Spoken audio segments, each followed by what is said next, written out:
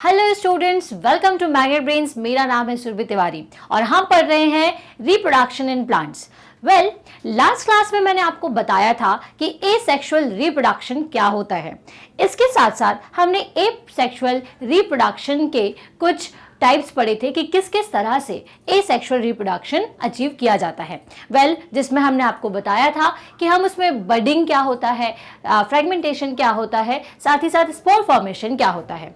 ठीक है, अब आगे चलिए इसको लेकर के चलते हैं और पढ़ते हैं एसेक्सुअल रिप्रोडक्शन का एक और टाइप जो कि है वेजिटेटिव प्रोपोगेशन। ओके, अभी हम जो पढ़ रहे हैं वो सभी है natural methods. Okay, asexual reproduction जो करवाने की जो नेचुरल प्रोसेस है, जिसमें हमारा कोई ह्यूमंस का कोई रूल नहीं होता, ऑटोमेटिकली जो प्लांट्स हैं उनमें ये सारी प्रोसेस होती है और ये आपको एक प्लांट ग्रो करके दे देते हैं। ठीक है, तो ये सारी मेथड्स क्या कहलाती हैं? नेचुरल मेथड, जिसमें हम क्या क्या पढ़ चुके हैं, जिसमें हमने लास्ट क्लास में बडिंग, फ्रेगमेंटेशन और स्पोर फॉर्मेशन को समझा था। आज हम समझेंगे कि वेजिटेटिव प्रोपोगेशन क्या होता है। तो चलिए देखते हैं वेजिटेटिव प्रोपोगेशन। जो एसेक्सुअल रिप्रोडक्शन होता है उसे एसेक्सुअल रिप्रोडक्शन इसलिए कहते हैं क्योंकि उसमें हम सीड्स का यूज़ नहीं करते। मैंने आपको बताया था कि जो प्लांट होता है वो अपनी बॉडी से के थ्रू या अपने पार्ट्स के थ्रू, अदर पार्ट्स के थ्रू क्या करते हैं, एक नए प्लांट को ग्रो करते हैं। ठीक है, तो वेजिटेटिव प्रोपोगेशन क्या होता है? वेजिटेटिव प्रोपोगेशन जिसमें हम स्टेम्स की, रूट्स की और लीव्स की यूज से एक नए प्लांट को अगर अपन बना रहे हैं या प्लांट नए प्लांट का ग्रो कर रहा है इन तीनों पार्ट्स का यूज करके, तो हम उसे कहते हैं vegetative propagation. When new plants are produced from the vegetative parts of the mother plant. ठीक है, अगर कोई भी प्लांट अपने मदर प्लांट के वेजिटेटिव पार्ट्स जैसे रूट, स्टेम्स, लीव्स, ठीक है, इनकी हेल्प से रिप्रोड्यूस हो रहा है, तो हम इसे क्या कहते हैं? Vegetative reproduction. आपको क्या ध्यान में रखना है? आपको ये ध्यान में रखना है कि जब भी कोई प्लांट जो है वो अपनी मदर प्लांट के वेजिटेटिव पार्ट्स से प्रोड्यूस हो रहा है, ठीक है, किससे प्रोड्यूस हो रहा है? वेजिटेटिव पार्ट से, तो हम उसे क्या कहते हैं? हम उसे कहते हैं वेजिटेटिव रिप्रोडक्शन। ठीक है, या वेजिटेटिव प्रोपोगेशन। वेजिटेटिव पार्ट्स कौन कौन से होते हैं ये भी आपको अच्छी तरीके से ध्यान में रखना है। कौन कौन से होते हैं? रूट, स्टेम, लीव्स या बड्स। ओके, ये जो वेजिटेटिव रिप्रोडक्शन है, ठीक है, ये आपने अपने आसपास कई बार देखा होगा। जैसे आपको मैंने पहले भी बताया था, हमारे घरों में पोटैटोज होते हैं। ठीक है, आप अगर उन्हें कई दिनों तक रखेंगे तो क्या होता है, इनके ऊपर से इस तरीके का कुछ वाइट सा फॉर्मेशन होने लग जाता है। ठीक है, ये जो वाइट फॉर्मेशन है इसको हम क्या कहते हैं? इन्हें हम बर्ड्स कहते हैं।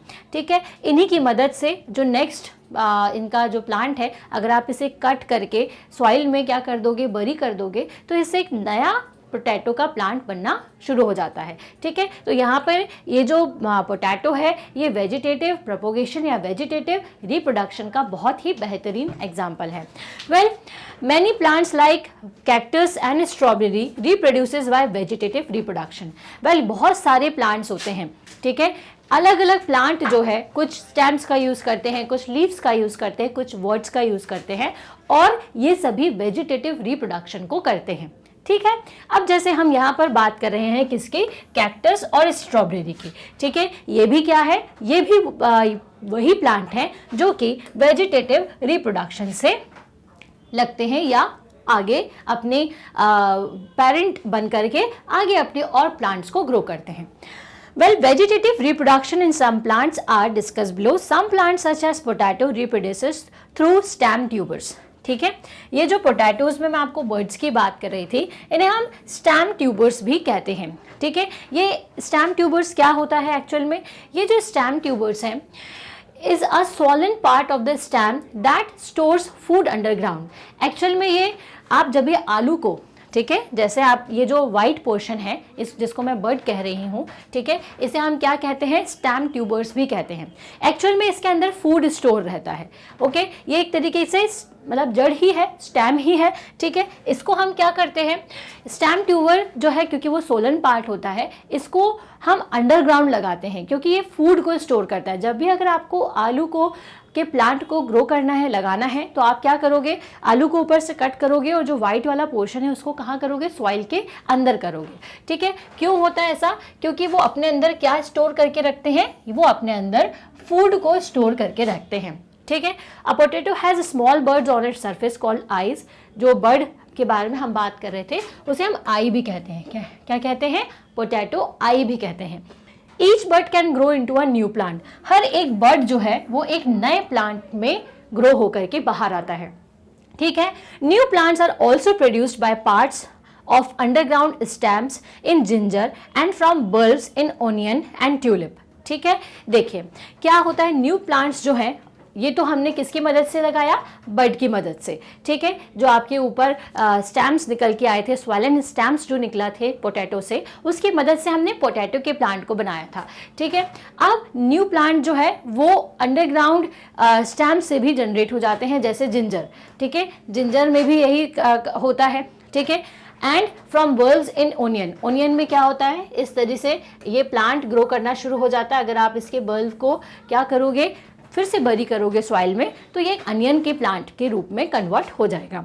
Okay, bulbs are underground stems with thick leaves. ये जो बल्ब्स होते हैं ये क्या होते हैं, अंडरग्राउंड स्टैम्स होते हैं जिनकी लीव्स जो होती हैं वो काफ़ी मोटी रहती हैं, थिक रहती है। ठीक है, तो एक बार और मैं आपको शॉर्ट में बता देती हूँ कि हमने क्या देखा, एसेक्सुअल रिप्रोडक्शन में हम क्या देख रहे हैं, वेजिटेटिव रिप्रोडक्शन देख रहे हैं।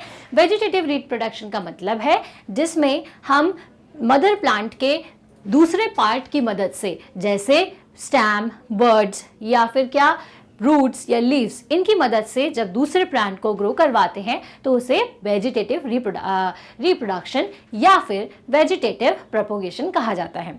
अब ये वेजिटेटिव प्रोपोगेशन का अगर आपसे कोई एग्जांपल पूछे तो आप क्या क्या बताओगे, आप बताओगे potatoes, onion, ginger, strawberries, cactus, ये सभी क्या करते हैं, ये सभी वेजिटेटिव रिप्रोडक्शन करते हैं। हम एसेक्सुअल रिप्रोडक्शन ही पढ़ रहे हैं लेकिन उसमें वेजिटेटिव रिप्रोडक्शन किस तरह से होता है ये हम आपको समझा रहे हैं।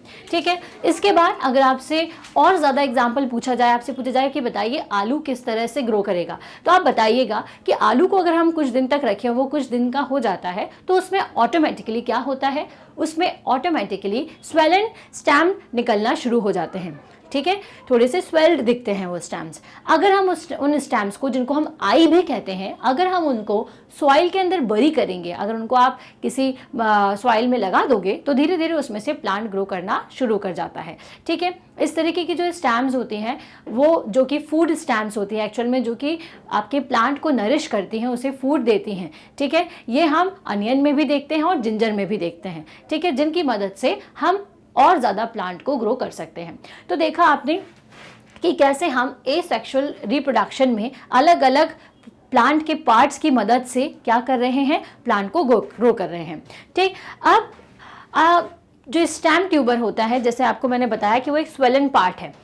ठीक है, अब इसी तरीके से जो कुछ प्लांट्स होते हैं, जैसे स्ट्रॉबेरी हो गया या ग्रासेस हो गए, ठीक है, उनमें जो मेन प्लांट है वो डेवलप कैसे होता है, by the side shoots which have birds that grow into the new plants. Well, आपने ग्रासेस को देखा होगा या स्ट्रॉबेरी के प्लांट को कभी देखा होगा, तो आप ये देखोगे कि उनके साइड से जो इस तरीके के शॉट्स जाते हैं, ठीक है, साइड शॉट्स मतलब उनके साइड से इस तरह से जो उनका एक पार्ट निकल के आता है, उसमें भी बर्ड्स होते हैं। अगर उन बर्ड को आप इस तरह से यहाँ ग्रो करवा दोगे तो उससे भी एक नया प्लांट बनना शुरू हो जाएगा। ओके, आपने ग्रासेस में देखा होगा कि ग्रास अगर आप कभी तोड़ के लेकर के आते हो तो आपने ये देखा होगा कि एक दूसरे से अलग अलग अलग जड़ों से वो जुड़े हुए रहते हैं। एक लंबा सा आपको थ्रेड टाइप का स्ट्रक्चर दिखता है घास का या ग्रास का, जो कि इधर अलग अलग पॉइंट पे बना हुआ रहता है। तो ये क्या होता है, साइड शॉट्स कहलाते हैं। ठीक है, तो स्ट्रॉबेरी या ग्रासेस किस तरह से ग्रो करते हैं, ये ऑल्दो हम फ्लावर की मदद से भी स्ट्रॉबेरी को ग्रो करा सकते हैं,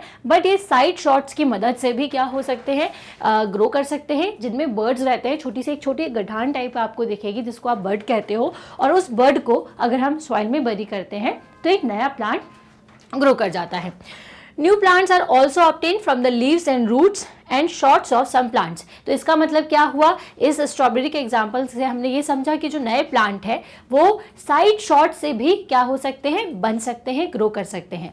कुछ प्लांट ऐसे होते हैं जैसे कि आपका ब्रायोफिल्म, ठीक है, उसमें जो नया प्लांट है वो लीफ इटसेल्फ में ही ग्रो कर जाता है। तो मतलब लीफ की मदद से भी हम क्या कर सकते हैं, नए प्लांट को ग्रो कर सकते हैं। ठीक, अब ये जो बर्ड्स होते हैं, मतलब कि इसकी जो पत्ती होती है या इसकी जो लीफ होती है ब्रायोफिल्म की, इस पर जब एक नया बर्ड बन जाता है तो वो अगर आप उसको अलग से काट करके सॉइल में बरी कर देंगे तो एक नया प्लांट वहाँ से लगना शुरू हो जाता है। ठीक है, जैसे ये आप अगर डायग्राम में देख पा रहे हैं, तो अगर आप इसको अलग से कहीं ग्रो करा देंगे तो एक प्लांट ही प्रोड्यूस हो जाएगा। अब जैसे स्वीट पोटैटो के बारे में हम आपको ऑलरेडी बता चुके थे कि हमने क्या किया, स्वेलन रूट को प्लांट कर दिया सॉइल में, तो एक नया पोटैटो निकल के आ गया। मनी प्लांट में क्या करते हैं, मनी प्लांट में भी हम क्या करते हैं, जो शॉर्ट्स होते हैं उसको काट करके हम बहुत सारे छोटे छोटे प्लांट में उसको कन्वर्ट कर सकते हैं।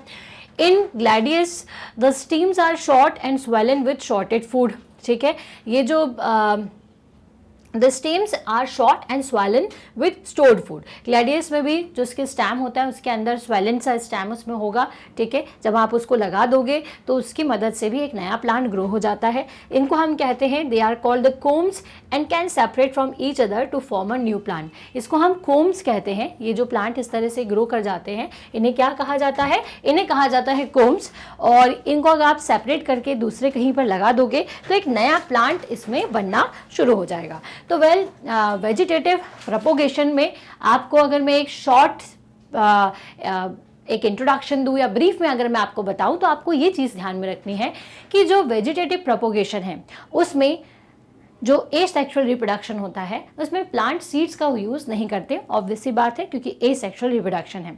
आपको ये बताना है, एग्जाम में अगर आता है तो ये ध्यान में रखना है कि मदर प्लांट के जो अदर पार्ट्स होते हैं, जैसे लीव्स हो गए, ठीक है, स्टैम्स हो गए, बर्ड्स हो गए, ठीक है, इन सब की मदद से क्या करता है, एक नया प्लांट जब ग्रो करता है तो हम उसे वेजिटेटिव प्रोपोगेशन या वेजिटेटिव रिप्रोडक्शन कहते हैं। वेजिटेटिव रिप्रोडक्शन में आप अलग अलग एग्जांपल दे सकते हैं, जैसे साइड शॉट्स की मदद से या लीव्स की मदद से भी कई प्लांट लगते हैं। एग्जाम्पल के लिए स्ट्रॉबेरी और कौन सा, हमने अभी एक प्लांट का नाम आपको बताया था, ब्रायोफिल्म। ठीक है, इसके अलावा कौन सा, ग्लैडियस जो होता है ये भी आपके इस एग्जाम्पल के अंदर आ जाएगा। उसके अलावा आप बता सकते हैं कि कई प्लांट्स में स्वेलन स्टैम्स ग्रो हो जाते हैं जिनकी मदद से हम नया प्लांट लगाते हैं, जैसे पोटैटो। और इसके अलावा स्टैम्स की मदद से और ज़्यादा प्लांट कौन कौन से ग्रो कर जाएंगे, वो होते हैं आपके ऑनियन और जिंजर। ठीक है, तो इस तरीके के एग्जाम्पल्स को आपको ध्यान में रखना है ताकि हम आगे जो आर्टिफिशियल मेथड पढ़ें उसमें हमें ध्यान रहे कि अगर हमें किसी भी प्लांट का आर्टिफिशियल मेथड करना है तो हम किस तरह से कर पाएंगे। तो आज हमने आपको बताया कि वेजिटेटिव रिप्रोडक्शन क्या होता है और इसके साथ साथ हमने ये सीखा कि कौन कौन से प्लांट्स होते हैं जो कि वेजिटेटिव रिप्रोडक्शन करते हैं। नेक्स्ट क्लास में हम आपको बताएंगे कि आर्टिफिशियल रिप्रोडक्शन, एसेक्सुअल रिप्रोडक्शन कैसे किया जाता है। ठीक है, तब तक के लिए आप मैग्नेट ब्रेन्स की साइट पर जाइए। क्लास 7th के सभी सब्जेक्ट्स के वीडियोस आपको वहाँ पर अवेलेबल हैं, आप जाइए उन्हें चेक करिए। साथ ही साथ इसके अलावा हमारे पास किंडरगार्टन से लेकर के क्लास 12th तक के सभी वीडियोस अवेलेबल हैं ऑनलाइन। अगर आपको हमारे वीडियोस पसंद आते हैं तो उन्हें लाइक शेयर ज़रूर करें और सब्सक्राइब भी करें। चलिए, हम मिलते हैं नेक्स्ट क्लास में जहाँ पर हम आर्टिफिशियल एसेक्सुअल रिप्रोडक्शन पढ़ेंगे। तब तक के लिए थैंक यू सो मच।